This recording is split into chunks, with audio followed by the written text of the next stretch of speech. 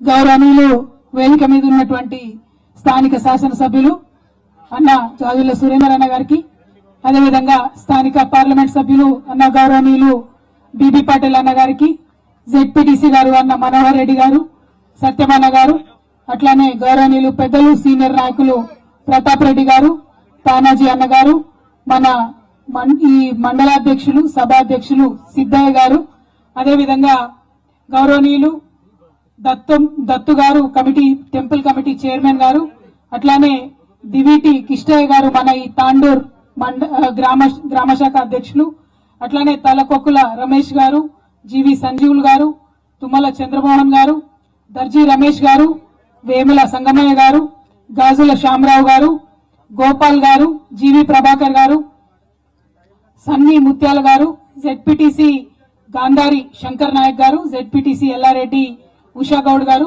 ZPTC Lingampalli Srilatha Santosh Reddy గారు, అట్లానే ZPTC Rajampet హనుమాన్లు గారు, ఎంపీపీ గాంధారి రాధా బలరాం గారు, ఎంపీపీ రాజంపేట్ దశరథ్ రెడ్డి గారు, ఎంపీపీ సదాశివ్ నగర్ అనసూయ రమణ్ గారు, ఎంపీపీ లింగంపేట్ మెహరూనిసా బేగం గారు నహీం గారు, అట్లానే ఎంపీపీ కృష్ణమూర్తి గారు, అట్లానే జిల్లా డీసీసీబీ డైరెక్టర్లు సాయి కుమార్ గారు, శ్రీనివాసరెడ్డి గారు, సాయి రెడ్డి గారు, వీళ్ళందరితో పాటు 2001 నుండి టీఆర్ఎస్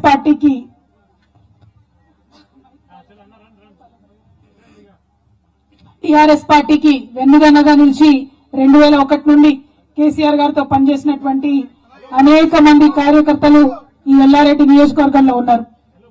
సురేందర్ అన్న కూడా 2001 నుండి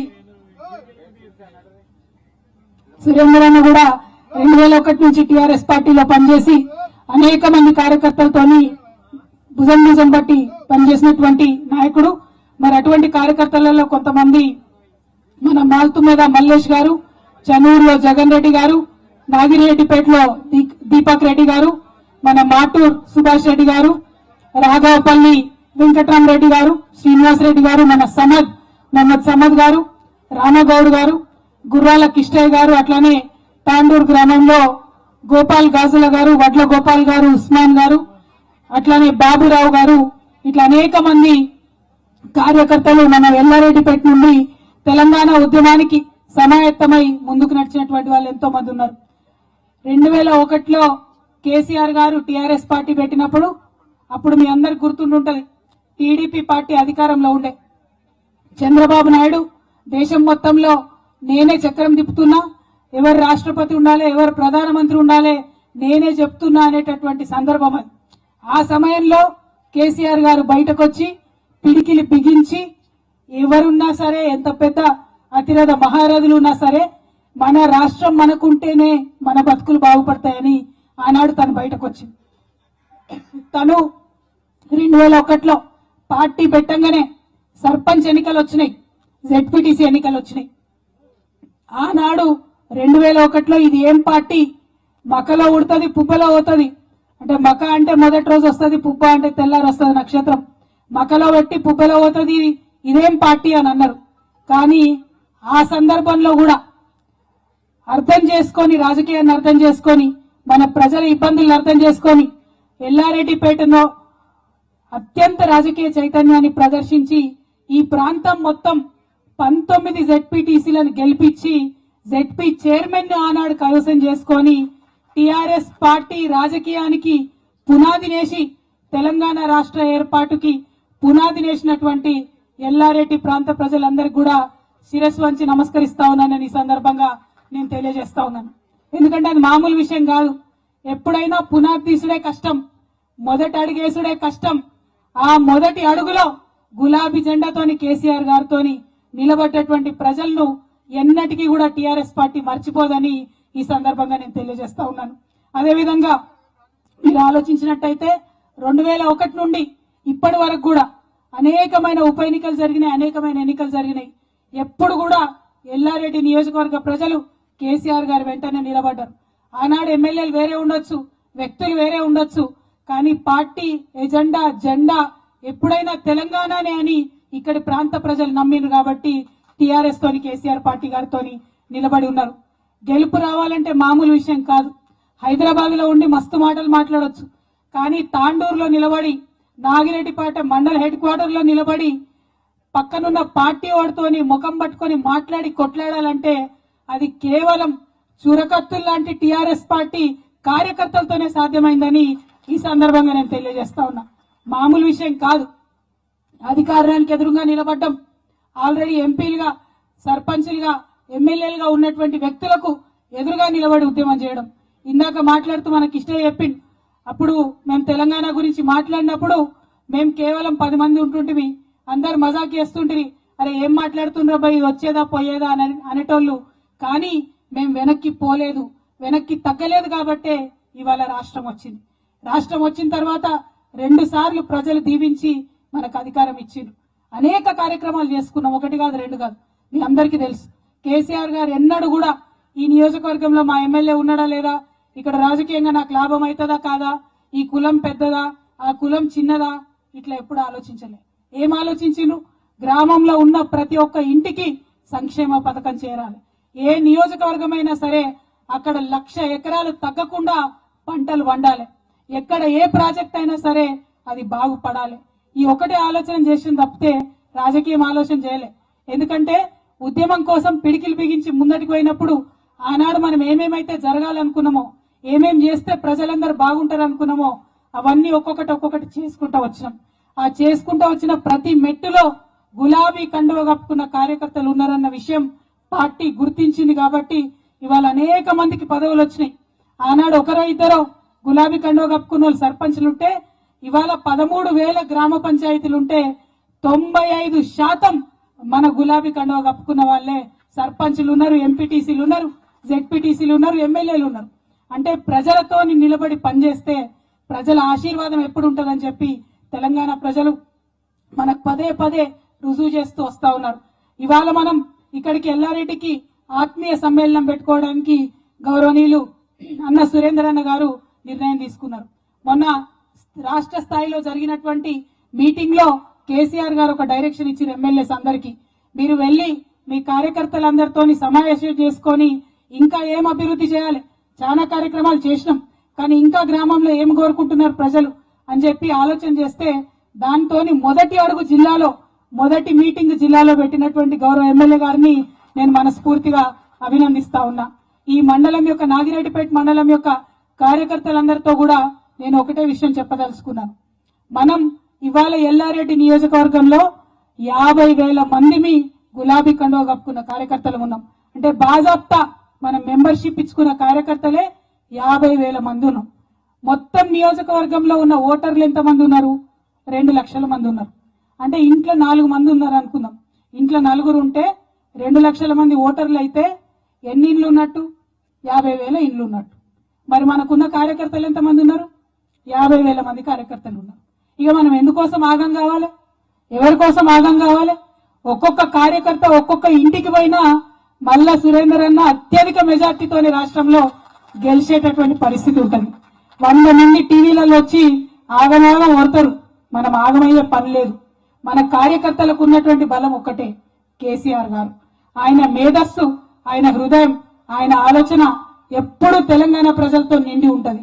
వారు ఏం చెప్తున్నారు, వారు ఏం పథకం పెడుతున్నారు, ఆ పథకాన్ని ప్రజల దగ్గర నేను ఎట్లా చెప్పాలి అన్న ఒక్క ఆలోచన మాత్రమే దయచేసి కార్యకర్తలు పెట్టుకోండి. మరీ ముఖ్యంగా వినమ్రంగా చేతులు జోడించి నేను గ్రామ శాఖ అధ్యక్షులను విజ్ఞప్తి చేస్తా ఉన్నా. గ్రామంలో ఉన్నటువంటి బూత్ కమిటీలన్నింటినీ యాక్టివేట్ చేసుకోండి. గ్రామంలో ఉన్నటువంటి బూత్ కమిటీలకు ఎవరెవరు ఏ వాడకట్టు చూసుకోవాలి, ఏ కార్యకర్త ఎవరితోని ఏ ఇంటికి పోయి ఈ స్కీమ్ల గురించి మాట్లాడాలి అన్నది దయచేసి ఆలోచన చేయండి. గ్రామంలో ఉన్న సర్పంచులు, ఎంపీటీసీలు, టీఆర్ఎస్ పార్టీ కండువా మీద గెలిచినటువంటి ప్రజాప్రతినిధులు దయచేసి మీరు పార్టీ పని మర్చిపోవద్దు. నేను గవర్నమెంట్ పని చేస్తా, నేను రోడ్ వేస్తా అంటే కాదు. రోడ్ వేసినా గవర్నమెంట్ పని చేసినా పార్టీ ఉంటేనే పదవులు ఉంటాయన్న విషయాన్ని దయచేసి గమనించుకొని మీరు ఒక కార్యక్రమం పెడితే కార్యకర్తలందరినీ ఇన్వాల్వ్ చేయడం, దాని వివరాలు కార్యకర్తలకు చెప్పడం, కార్యకర్తల ఫీడ్బ్యాక్ తీసుకొని ఇప్పుడు మా సొంటోళ్ళు ఎవరో ఇక్కడికి వచ్చినప్పుడు అక్క మాకు సీసీ రోడ్ ఇవ్వండి అంటారు. ఒక 5 లక్షలు 10 లక్షలు మేము ఇస్తాం. ఇస్తే మీరు కార్యకర్తలను అడిగితే ఎక్కడ నిజంగా అవసరం ఉందో చెప్తారు.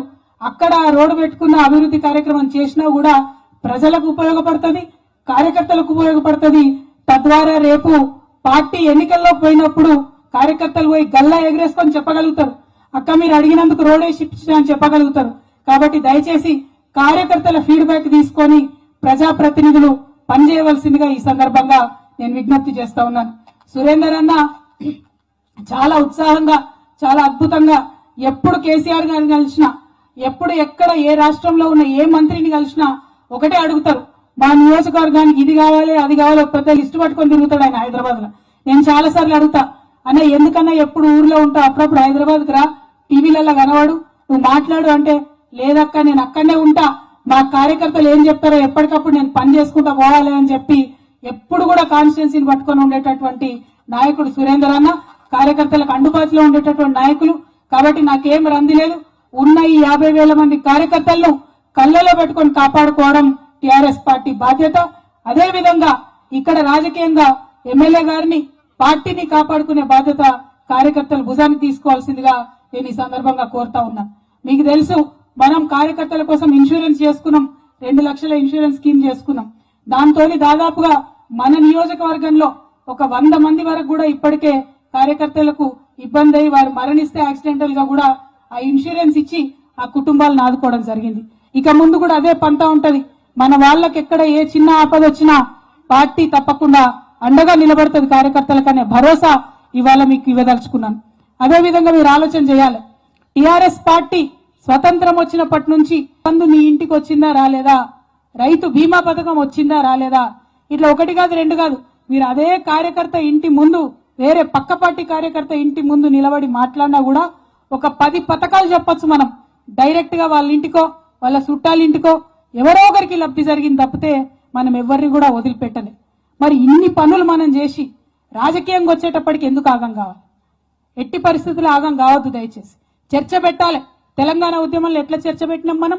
ఆనాడు కేసీఆర్ గారు ఒకటే మాట అన్నారు, నేను ఒక్కరిని మాట్లాడితే సరిపోదు, ప్రతి గ్రామంలో ప్రతి ఒక్కరు కథానాయకులు కావాలి, ప్రతి ఒక్కరు ఒక కేసీఆర్ గా మాట్లాడాలి, ఆనాడే తెలంగాణ వస్తుందని చెప్పారు.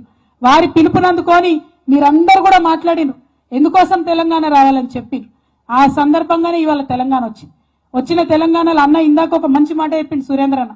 తెలంగాణ వచ్చినాక దాదాపు చాలా రోజులు మొదట మనం కొన్ని ఉద్యోగాలు నోటిఫికేషన్ వేసుకున్నాం, తర్వాత కొన్ని ఆపిపెట్టినాం. ఎందుకోసం ఆపిపెట్టినాం? తెలంగాణ రాష్ట్రం వస్తే యువకులకు ఉద్యోగాలు రావాలనుకున్నాం. అవి కూడా కొన్ని కాదు, ఏ ఉద్యోగం ఒక 100 ఉద్యోగాలు తెలంగాణలో వేస్తే 95 ఉద్యోగాలు మన తెలంగాణ బిడ్డలకు రావాలి. రావాలంటే ఏం జరగాలి? ప్రెసిడెంట్ దగ్గర ఒక ఆర్డర్ ఉన్నది, రాష్ట్రపతి, భారతదేశ రాష్ట్రపతి దగ్గర నుంచి ఒక ఆర్డర్ రావాలి. అది మనం మోడీ గారికి పంపించి 4-5 ఏళ్ళైంది, కానీ ఆయన దాన్ని పాస్ చేయలే. అందుకని ఆగినాం, వేచి చూసినాం, ఓపిక పట్టినాం, వాళ్ళతోని కలిసి నడిచినాం, రాజకీయ చతురతను ప్రదర్శించినాం. ఆ ఆర్డర్ ఎప్పుడైతే వచ్చిందో ఆ తర్వాత మనం అనుకున్న పని మొదలు పెట్టుకున్నాం. ఇవాళ ఆర్డర్ వచ్చింది. ఆ ఆర్డర్ వచ్చిన తర్వాత మళ్ళా 96,000 ఉద్యోగాల నోటిఫికేషన్ మనం టీఆర్ఎస్ పార్టీ నుండి, టీఆర్ఎస్ ప్రభుత్వం నుండి వేసుకున్నాం. ఆ 96,000 ఉద్యోగాలలో ఇవాళ గర్వంగా చెప్తున్నా 95% మన తెలంగాణ బిడ్డలకే వస్తాయి. బయట వాళ్ళకు గాని, నాన్ లోకల్స్ గాని రాకుండా మనం అరేంజ్మెంట్ చేసుకొని చట్టరీత్యా రక్షణ కల్పించుకున్నాకనే మనం ఇవాళ ఉద్యోగాలు వేసుకున్నాం. అంటే కేసీఆర్ గారు ఏ పని కూడా మీద చేయరు, ఉట్టిగా చేయరు. ఇవాళ తండాలన్నీ గ్రామ పంచాయతీలు అయినాయి. ఎందుకోసమైనాయి? ఉట్టిగానే అయినాయా? 100 సంవత్సరాల నుంచి కూడా మన గిరిజన సోదరులు ఉద్యమం చేస్తున్నారు. మా తండాలో మా రాజ్యం కావాలని అడిగినారు. పట్టించుకున్నారా ఎవరన్నా ప్రభుత్వాలు? ఇచ్చిందా గిరిజనులకు గౌరవం? ఏనాడన్నా మాట్లాడినరా? ఇవాళ అదే సేవాలాల్ యొక్క పుట్టినరోజుని మనం మన ప్రభుత్వం నుండి అధికారికంగా చేస్తున్నాం. ప్రతి జిల్లాలో చేస్తున్నాం. ప్రతి జిల్లాకు 10 లక్షల రూపాయలు ఇచ్చి సేవాలాల్ జయంతిని చేస్తున్నాం. ప్రతి తండాను గ్రామ పంచాయతీగా చేసుకున్నాం. అదే విధంగా ఎప్పటి నుంచో పెండింగ్ పెట్టిన మోడీ గారు రిజర్వేషన్, గిరిజన రిజర్వేషన్ అని ఇస్తే ఆయన ఇయ్యలే. ఆయన ఇయ్యకున్నా సరే ఇవాళ నేను రాష్ట్ర ప్రభుత్వంగా ఇస్తా అని చెప్పి కేసీఆర్ గారు ముందుకొచ్చి గిరిజన సోదరుల కోసం 10% రిజర్వేషన్ ఇచ్చినటువంటి ఏకైక రాష్ట్ర ప్రభుత్వం తెలంగాణ ప్రభుత్వం అని సగర్వంగా చెప్పాలి. మా కార్యకర్తలు, మా అన్నదమ్ములు, దయచేసి మీతో నేను ఒక రిక్వెస్ట్ చేస్తున్నా, కొత్తగా ఏర్పడ్డటువంటి తండాలు ఏవైతే ఉన్నాయో అక్కడికి వెళ్ళండి, వారికి అర్థం చేపించండి. ఈ 10% రిజర్వేషన్ తోని ఏం లాభం జరుగుతుందో గిరిజనులకు దయచేసి దగ్గరుండి చెప్పండి. ఎందుకంటే చేసిన ప్రభుత్వం చేసినటువంటి పని పార్టీగా ఒక బాధ్యతగా మీరు ముందుకెళ్ళి చెప్పాలి. చెప్పినప్పుడే మనకు లాభం జరిగేటటువంటి అవకాశం ఉంటుంది. ఇక చాలా మంది చాలా మాట్లాడుతున్నారు. ఏం మాట్లాడతారు? బీజేపీ పార్టీ వాళ్ళు నిన్నగాక మొన్న వచ్చిండ్రు. వాళ్ళది ఏం పని ఉంటుంది? బీజేపీ పార్టీ క్యా కామ్ रहता जी उनका एक ही काम है राम राम जपना पराया लीडर अपना उससे ज्यादा कुछ नहीं है. వాళ్ళకు ఒక లీడర్ లేరు, ఒక ఐడియాలజీ లేదు, వాళ్ళు ప్రజలలో లేరు, వాళ్ళు ఎవరికి పనిచేసిన వాళ్ళు లేరు. కాబట్టి వాళ్ళకు నాయకులు ఎదగలే. ఏం చేయాలి? ఇప్పుడు వాని ఎన్నికలకు పోవాలి, పోటీ చేయాలి. చేద్దామంటే ఎవరైనా నిలబడి గెలుస్తాడని సురేందర్కి వ్యతిరేకంగా. కాబట్టి ఎవరు పోటీ చేయరు, చేయడు. కాబట్టి ఏం చేయాలి? Already Congress party TRS party ఇంకో పార్టీలో పెద్ద లీడర్ ఉంటే పాపం ఆయన జీవితాంతం కష్టపడి పేరు తెచ్చుకుంటే వాడిని ఎత్తుకపోవాలి, ప్రలోభ పెట్టాలి, లేదంటే కేసు పెట్టాలి, లేదంటే ఈడీ అనాలి, లేదంటే ఐటీ అనాలి. ఇంతకు మించి ఏమన్నా ఉన్నదా వాళ్ళది? ఏం లేదు. ఏకీ కామ్ హే రామ్ రామ్ జపనా పరాया लीडर अपना. अपने पार्टी में बीजेपी में शामिल नहीं हुए तो ईडी डालते, ఐటీ डालते और क्या क्या की डालते. నేను ఒకటే చెప్తున్నా, తెలంగాణ గడ్డ నుంచి ఎల్లారెడ్డి నియోజకవర్గం నుంచి अब क्या डालते डाल लो जी, हमारे तेलंगाना वाले डरने वाले नहीं है. వరుస పెట్టి మన మినిస్టర్ల మీద ఐటీ దాడులని నెల రోజులు చేయబట్టి ఒక్క మంత్రిని విడిచిపెడతలేరు, ఒక్క ఎమ్మెల్యేని విడిచిపెడతలేరు, ఒక్క ఎంపీని విడిచిపెడతలేరు. ఏం భయం ఉంది మనకు? వ్యాపారం చేస్తున్నారు, లీగల్ గా చేస్తున్నారు, చేసుకుంటారు. అడిగితే ఆఫీసర్ వచ్చి అడిగితే చెప్తారు, అవసరమంటే జవాబు ఇస్తాం, పత్రాలు ఇస్తాం, చూసుకోపో. దానిలో భయపెట్టేది ఏముంది? దానిలో ప్రచారం చేసేది ఏముంది? ఎందుకోసం చేస్తున్నారు? అదే మనం మన ప్రభుత్వం నుంచి నిన్నగాక మొన్న ఎమ్మెల్యేలు కొనడానికి కొంతమంది వచ్చిండ్రు. మనం ఏమన్నాం? సరే బాబు, ఆయన ఎవరిదో పేరు వినబడ్డది, బిఎల్ సంతోష్ అన్నట్టు అయినది, నువ్వు రా అన్నాం, విచారణకు రా అన్నాం. అంటే ఎంత భయం! 10 కేసులు వేసిండ్రు, 10 కేసులు. ఏందట? మన దగ్గర దొరికిన దొంగల మీద మనం విచారణ చేయొద్దట, అసలే విచారణ చేయొద్దట. కోర్టుకు పోయి ఆగబట్టుకున్నారు. అవన్నీ పోని మనం సుప్రీంకోర్టు దాకా పోయి ఆర్డర్ తెచ్చుకున్నాం, విచారణ చేస్తామని చెప్పినాం. విచారణ చేస్తామని చెప్పగానే నేను దొంగని కాదు, ఏందది యాదగిరి గుట్ట పోయి ప్రమాణం చేసిండు ఆయన బండి సంజయ్ గారు. రకరకాల ప్రమాణాలు, దొంగ ప్రమాణాలు. ఇక నిన్ననైతే ఏడవనే ఏడ్చిండు. పాపం ఎందుకు ఏడ్చిండో నాకు అర్థం కాలే, కానీ ఏదో సభ పెట్టి ఒకటే ఏడ్చిండు.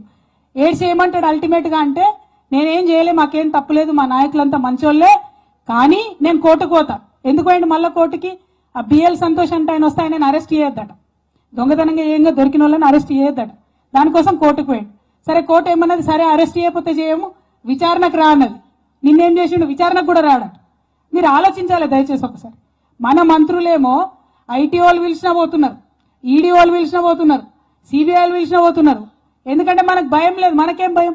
దొంగతనం చేయనోడు ఏమంటాడు? దారబోయి అడుగు, ఏమడుగుతావు అడుగు, విచారణ చేయంటారు. కానీ వాళ్ళు ఎందుకు భయపడుతున్నారు ఇంతగానం? ఎందుకోసం వస్తలేరు? దానిలో మతలబ్ ఏంటిది, మర్మం ఏంటిది? దయచేసి ఒకసారి ప్రజలు ఆలోచించాలి.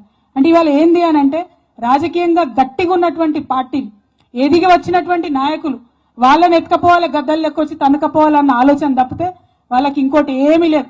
అందుకే నేను అంటున్నా, రావున్ పేరు చెప్పాలి, రౌడీయిజం చేయాలి, ఇంతకు మించి ఇంకో ఆలోచన బీజేపీ పార్టీకి లేదు. इसीलिए मैंने कहा राम राम जपना पराया लीडर अपना, नहीं तो उनके ऊपर ईटी डालना, आईटी डालना, सीबीआई डालना, जो भी डालते डाल दो. ये तेलंगाना की आवाम है, डरने वाली आवाम नहीं है. खड़े होते, मुकाबला करते, फिर वापस जीत के आते, फिर तेलंगाना के आवाम के लिए काम करते. ఇదే ఉంటది మన తప్ప ఇంకోటి ఏం లేదు. మీ అందరితోని కార్యకర్తలతోని నేను రిక్వెస్ట్ చేసేది ఒకటే, వాళ్ళు వాట్సాప్ పెట్టిరు పెద్దది, దొంగ యూనివర్సిటీ అది, వాట్సాప్ యూనివర్సిటీ, అన్ని అబద్ధాలు చెప్పే యూనివర్సిటీ. ఇవాళ కేసీఆర్ గారు 2000 రూపాయలు మనకు పెన్షన్ బీడీ కార్మికులకు, అక్క చెల్లెలకు ఇస్తున్నారు. ఏ రాష్ట్రం ఇస్తలేదు, ఎవరు ఆలోచన చేయలేదు. ఇవాళ కేసీఆర్ కిట్ ఇస్తున్నారు. ప్రసూతి గవర్నమెంట్ హాస్పిటల్ అయితే 13,000 రూపాయలు ఇస్తున్నారు. ఏ రాష్ట్రంలో ఎక్కడ కూడా ఇస్తలేరు. కానీ ఇవన్నీ అబద్ధాలు. వాట్సాప్లో ఏం పెడతారు? 2,000 రూపాయలు మీరు ఇచ్చే దాంట్లో మోడీ గారే మొత్తం ఇచ్చినట్టు పెడతారు. ఆయనకు అంత సీన్ లేదు. ఇవాళ పత్రికా మిత్రులు దయచేసి ఒక విషయం ఆలోచన చేసుకోవాలి. మన దగ్గర ఉన్న రైతు బంధుని పీఎం కిసాన్ యోజన అని నకలు కొట్టి వాళ్ళు అక్కడ ఒక పథకం పెట్టింది కదా. పెట్టిన దాన్ని ఏం చేసిండ్రు? మొదటి సంవత్సరం పెట్టినప్పుడు 13 కోట్ల మంది రైతుల పేర్లు పెట్టి ఇచ్చిర్రు. ఇవాళ 2022లో ఆ 13 కోట్ల లిస్టును 3 కోట్లకు తగ్గించిండ్రు. అంటే మొదలు పెట్టినప్పుడు 13 కోట్లు, ఇవాళ 3 కోట్లు. అదే మన దగ్గర రైతు బంధు మొదలు పెట్టినప్పుడు దానికని ఇప్పుడు ఎక్కువ ఇస్తున్నాం. మనం రైతులకు ఎక్కువ మందిని ఇంక్లూడ్ చేసుకున్నాం, ఎక్కువ మంది కోసం చేస్తున్నాం పని. కానీ వాళ్ళు 10 కోట్ల మంది రైతులను తీసేసింది. ఒకటి కాదు, 2 కాదు, వాళ్ళ గురించి చెప్పాలంటే వందలాదిగా ఉన్నాయి. ఈ సందర్భంగా కార్యకర్తలకు నేను రిక్వెస్ట్ చేసేది ఒకటే, దయచేసి వారి తప్పుల్ని కూడా ఎండగట్టండి. మనం చేసిన మంచి చెప్పుకోవడంతో పాటు వారి తప్పులు కూడా ఎండగట్టండి. అప్పుడు మాత్రమే మనం ముందుకెళ్లేటటువంటి ఆస్కారం ఉంటది. మనం ఎవ్వరిని చూసి భయపడే అవసరం లేదు. రాజకీయంగా ఇక్కడ కాంగ్రెస్ పార్టీ వాళ్ళు తిరుగుతున్నారు, తిరగనియండి. ఎందుకంటే వాళ్ళ నాయకత్వం సంగతి ఏందో కూడా చూసినాం మనం. మొన్ననే రాహుల్ గాంధీ గారు వచ్చి ఇక్కడ పాదయాత్రకని. దక్షిణ తెలంగాణలో మునుగోడులో ఎన్నిక జరుగుతుంది. ఆయన పాపం ఉత్తర తెలంగాణలో నడుచుకుంటూ పోయిండు. అట్లనే ఎందుకు పోయిండో అర్థం కాలే, ఏం చేస్తుండో చెప్పలే, తెలంగాణకు ఎందుకోసం వచ్చిండో చెప్పలే, మునుగోడులో ప్రచారం చేయలే, ఇంకేం చేయలే. ఆడ దక్షిణ తెలంగాణలో ఎలక్షన్ అవుతుంటే ఉత్తర తెలంగాణ నుంచి వెళ్ళిపోయిండు. ఇక్కడ ఉన్న ఆయన కూడా అంతే, ఉత్తర కుమార మాటలు తప్పితే వేరే ఏముండయి. కాబట్టి మనం ఆలోచన చేసే అవసరం లేదు.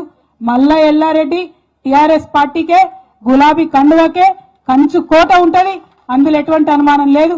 కార్యకర్తల ఆత్మ నిబ్బరంతో ఇట్లనే ఆత్మీయ సమ్మేళనాలు ఇవాళ ఎట్లయితే మండల స్థాయిలో పెట్టుకున్నామో అన్నగారిని అడిగి షెడ్యూల్ తీసుకొని గ్రామ స్థాయిలో కూడా పెట్టుకొని ఎక్కడికక్కడ కమిటీలని పునరుద్ధరించుకొని ఎన్నికల కోసం సమాయత్తం కావాలి.